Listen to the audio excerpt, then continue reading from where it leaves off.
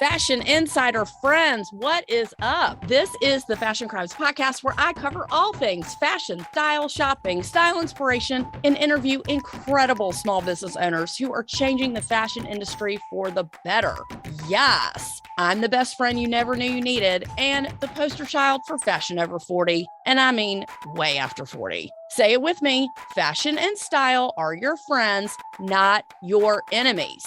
I'm Holly Cates, your favorite personal stylist, and let's keep it real, the only Holly you need to know. Turn it up, because I got a lot to say, and I am super stoked you're here.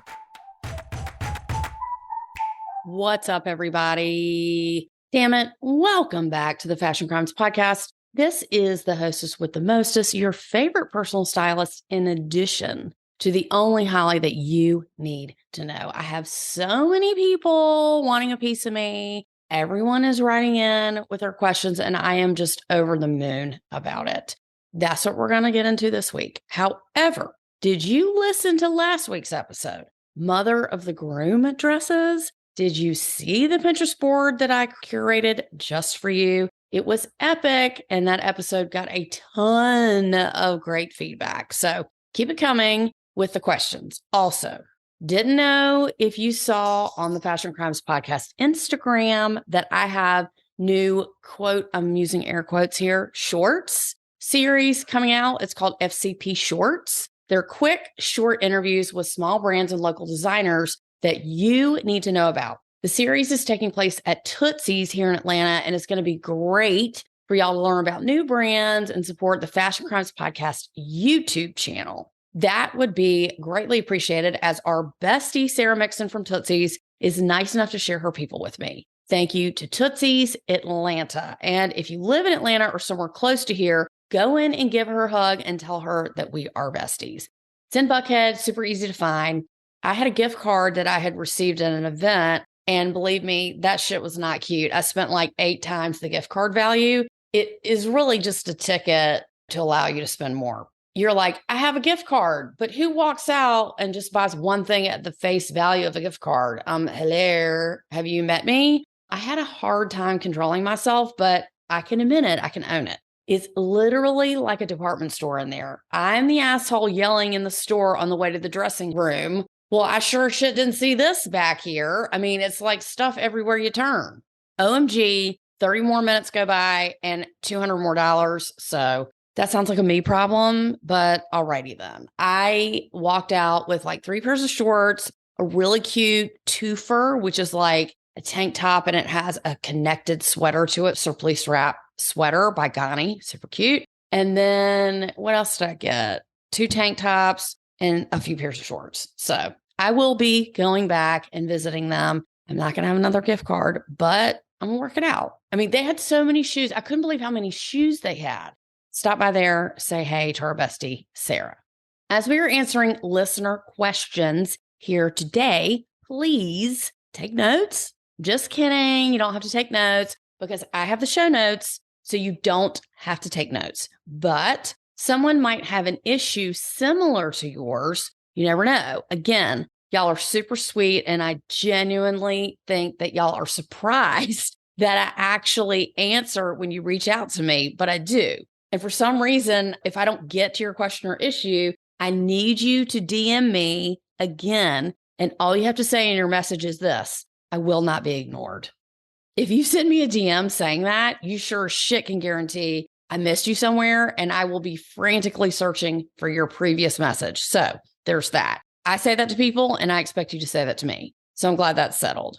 I'm going to get right into it because we got a lot of shit to cover. Let's be honest. Okay, so let's kick off this with Christine. She wrote in and said that she is 5'1" and wanted some help with purchasing petite clothing.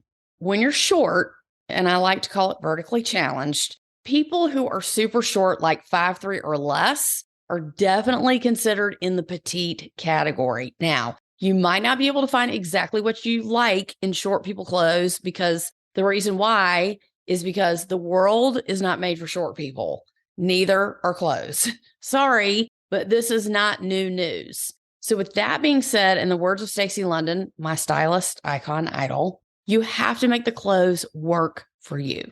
And what that means is this is when you go around and try to shop and you say, nothing fits me, nothing fits me. All that does is put more style blockage for you in the universe. So just know that most pants and jeans come in at least a 30-inch length. If you shop at a place like AG, which is Adriana Goldschmied, their pants only come in a 34 or 36 length.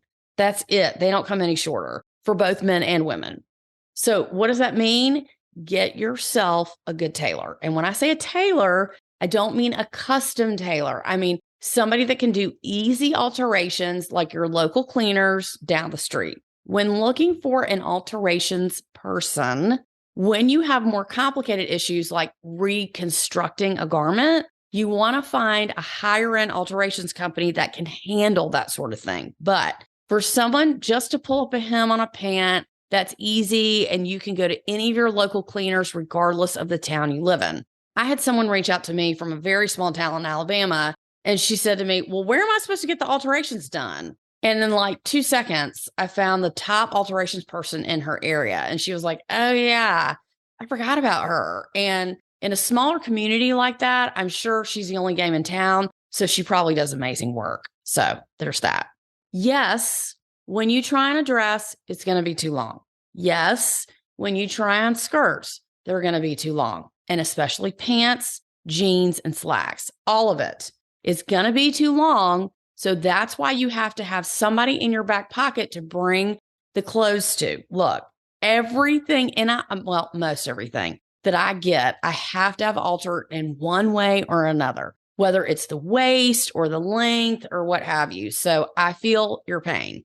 You just have to have an extra step when purchasing clothes, but don't let that deter you because this isn't the first time you've discovered that you're short or vertically challenged. Okay. You've done this your whole life. This is not something that you're just now discovering about yourself. So let's figure out together how we can approach this so you don't feel like clothes just aren't made for you, because honestly, it's just not true. It's just not. And you're not the only person in the world that has this problem. Lots of people do. There's lots of short people in the world. So with that being said, just know that you have me in your back pocket and can always hit up the fashion hotline. Duh. It's a valid concern, but it's one that is easily rectified. So now we have Lisa.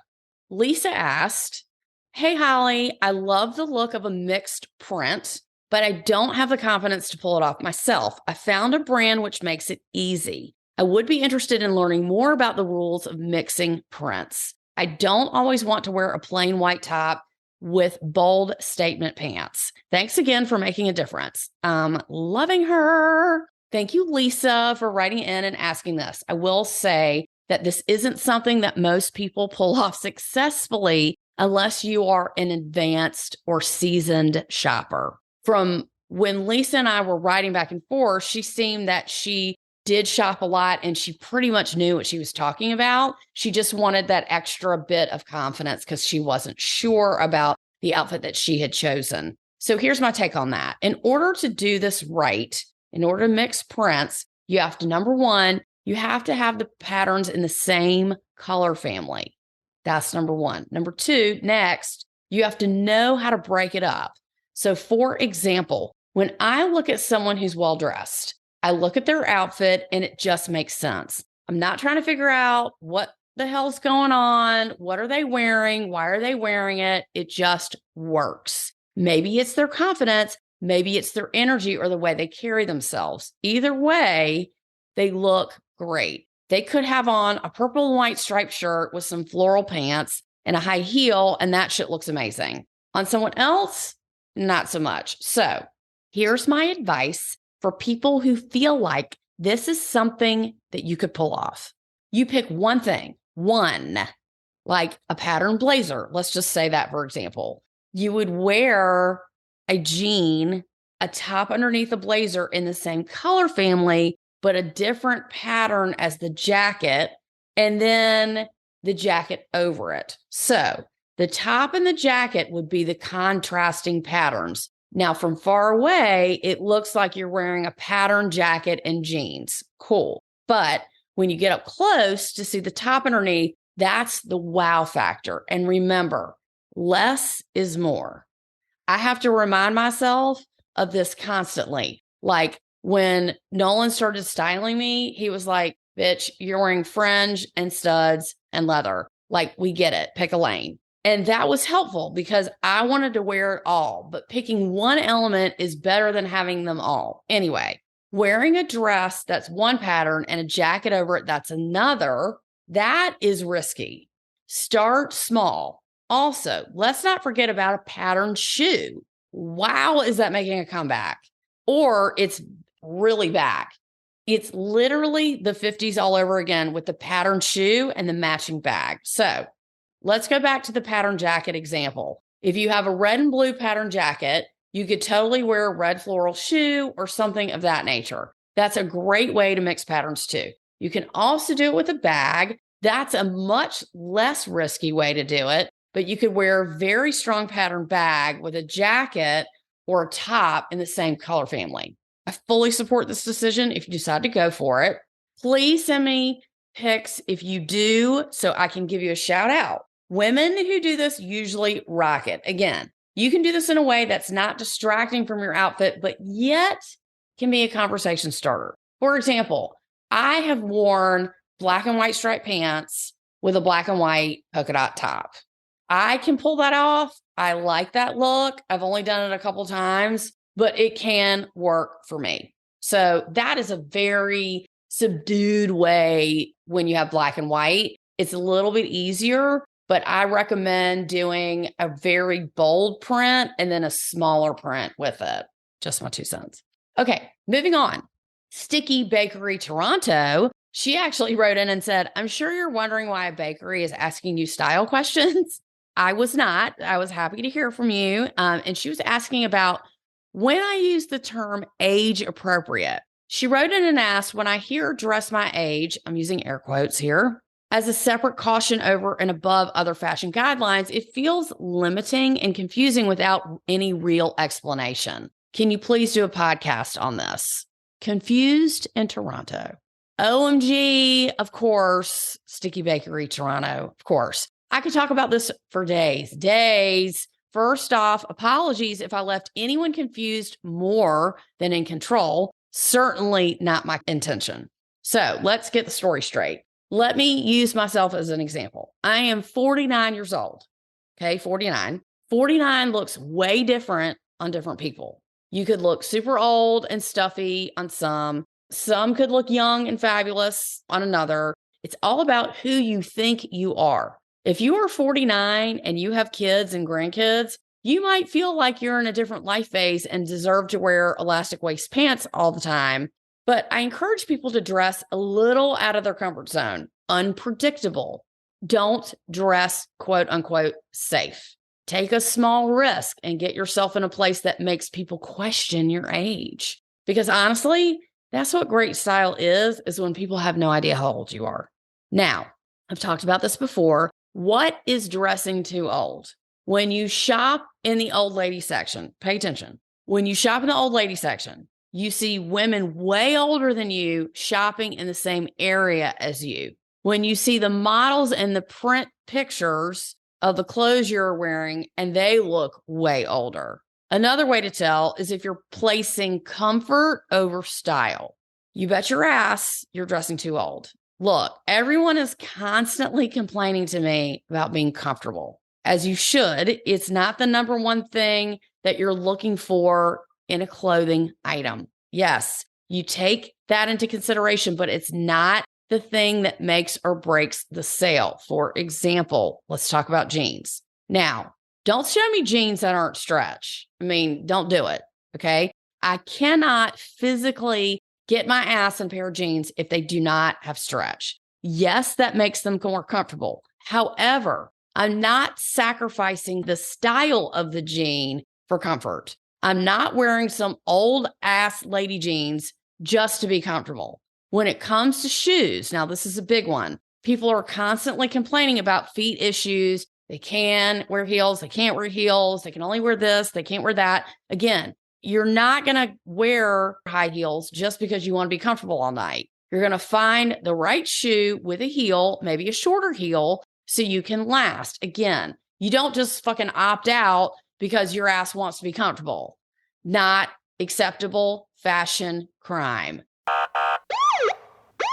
You might have to look a little harder and a little longer, but you can find a shoe with a heel that you can wear for an evening out. Yes, you can. Another example. Now, I'm going to get a lot of shit for this, but when have I not said how I feel, like ever? But I'm going to tell you the truth because I'm a terrible, terrible liar. If you're going to let your hair go gray, meaning if you are done dyeing your hair and you want to let the gray come through, that is okay. I fully support this, but just know you have to keep your hair in an actual style. You have to constantly get your hair done, shaped, trimmed in a current style that doesn't age you. Again, I have gray hair. Let's not get crazy. Believe me, I've got gray hair, but if I really wanted to let it go, you bet your ass I would have some super blunt, edgy cut to support that style. I wouldn't just let my hair be long and gray and fucking wiry, and limp with just no style. That shit is fucking tired.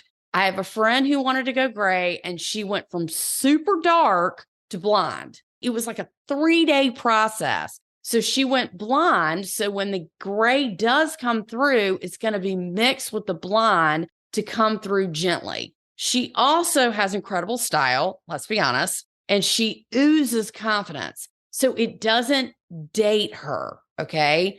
It's hip the way she is letting the gray come through. It's very fashion forward. It's not like, oh, she's just not dyeing her hair anymore and now she fucking looks old.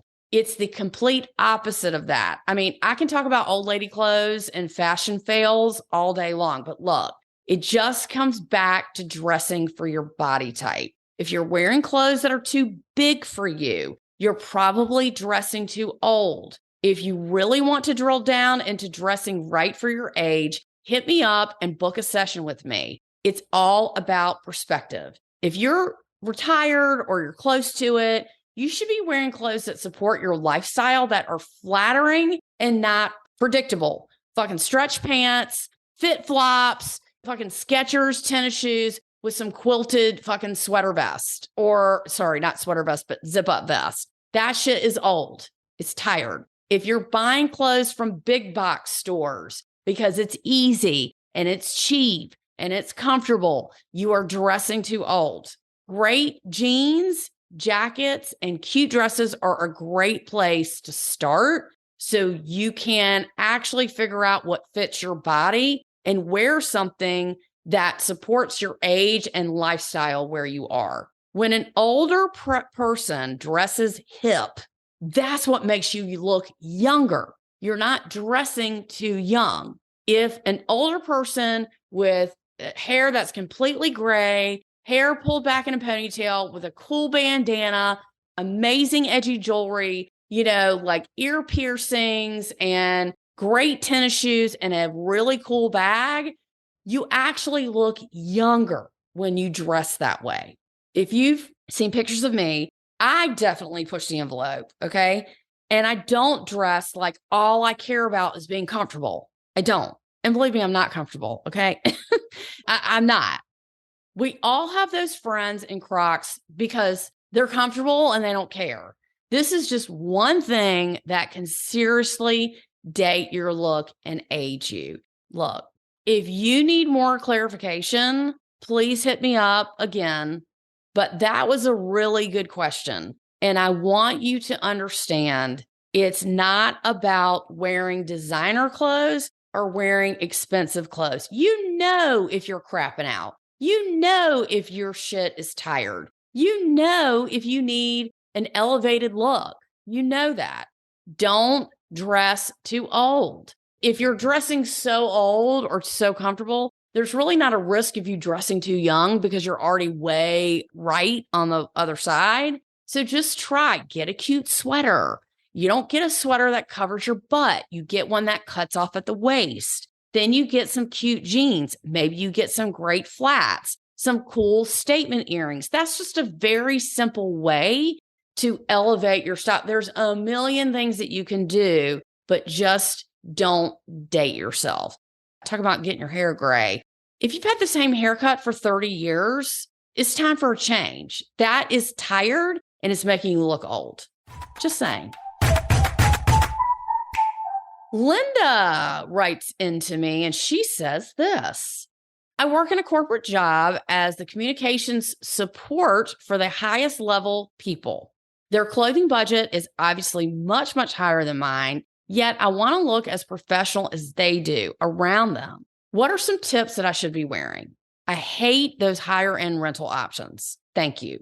All right, Linda, I know you've heard the phrase, dress for the job you want. And this old saying, it really still rings true. When you find the designers that fit your body best, you don't have to spend a lot to get a great fit. Find the best fitting slacks and dresses that you can. Elevate your look with fabulous accessories that will pull it all together. Understand what your body needs if shapewear or support is needed underneath. Get fitted for a great bra. I'm going to say that again. Get fitted for a great bra. Get your hair done regularly and keep your wardrobe rotating so it doesn't get stale. Keep your shoes in great shape so they keep looking new, and get a boss bitch bag. Okay, this is a whole nother episode, but you should have a great work tote, not a bag that you got a great deal on or something that's beat down or you've had for fucking 10 years. Okay, for God's sakes. If I catch anyone out there carrying a canvas backsack, oh, hell no, it's on. I don't care who you are. If you do prefer a backsack, it must be a gorgeous leather and it must look super expensive. This is the only exception to this rule. If you do want to carry a backsack, you must own a current in-style bag that you can fit it your laptop, your lunch, your water bottle, etc., all that stuff when you go into the office. It doesn't have to be like the super high-end $5,000 designer logo bag. It needs to be sturdy, dependable. It needs to not show dirt or get beat up or beat down or get weathered quickly. It needs to go with most of your clothing. So please be smart when you pick a color, and it must be something that isn't so completely trendy that it's going to go out of style like next season. Honestly, you can get a great bag for a great price, but understand you do get what you pay for. You get a $50 bag, it's going to last about a year. You get a $500 bag, it should last about 2 years before it gets beat down looking. All of these things tied together are going to keep you looking professional, just like you are in a higher position. Having great style is all about the details. And OMG, I almost forgot. Get a steamer. Jiffy is a great steamer, or Rowenta. These are great brands. Learn to steam your clothes. That keeps them looking newer and fresher, and it's so much faster than ironing. Look, I'm not a fan of any rental subscription box or clothing box where you answer 10 questions and you think your style problems are answered. It just doesn't work like that. You can't have a cohesive wardrobe when you don't own anything and you have someone who has never met you pick out your clothes for you. Fashion crime. Good job, Linda. Thank you for writing in for that. Now we're going to go to Cape Wishes. She writes in and says, I'm way over 50. What is the name of your favorite bra brand? Thank you for the information. So my favorite bras are, two of them are Marie Jo and Prima Donna. My favorite place to get fitted for a bra, hands down, they should pay me, Rigby and Peller. I tell everyone to go there. It is the best place to get quality bras that give you the correct support. Their people have been trained to teach you how your breast tissue should actually fit into the cup. It's like life-changing to go there. Also, there are sizes for all. If you haven't gotten fitted, then please don't make me yell at you. Just do it. If you have, then you're already ahead of the game. And if you're small, all you people out there who are a B or less, and you think this doesn't apply to you, really stop smoking crack. Okay. You're committing a huge fashion crime. A great fitting bra, really, it just changes your perspective on how you look in clothing. Just because you are a size A does not mean you opt out of getting fitted for a bra. Period. Exclamation point. End of sentence. We've talked about if you're super large, you get a minimizer or you get something that fits you, that holds your breast tissue up and on the inside frame of your body, not down, not out, not up to your chin to define your waist. So that's a whole nother episode I've already talked about, but make sure you check out Rigby and Peller. Okay. Now it looks like I've talked your ear off this week. Sorry, not sorry. So thank you to everyone who wrote in, and I'm so super grateful to you. Keep the questions coming, and I hope this was helpful. Pass this on to someone who you think you could use this advice and tell me what else y'all need to know about. This has been super helpful to me to know where you guys are in your fashion journeys and the subjects where I can certainly drill down a little bit more. Y'all have a fabulous fashionable week, and just know that you're really doing great. You are. Look, the first step is awareness, and the more you ask, the more you know, and the better you look than all your friends. Duh. So there's that. My name is Holly Cates, your favorite personal stylist, the only Holly you need to know. And as always, the hostess of the mostest of your favorite fashion podcast, the Fashion Crimes Podcast. Thank you so much for listening. Tune in next week. Sign up for our email list, all the things. Go on our YouTube channel, like us on Facebook, like us on Instagram, and you just might get rewarded for it. You never know. This has been the Fashion Crimes Podcast, and we are out. Bye.